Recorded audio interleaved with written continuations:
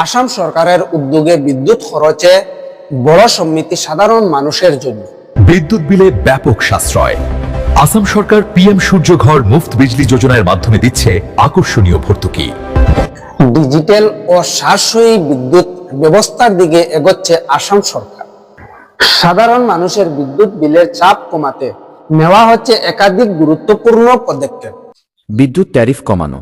ঘরোয়া গ্রাহকদের জন্য প্রতি ইউনিট বিদ্যুতের দাম 1 টাকা করে কমানো হয়েছে।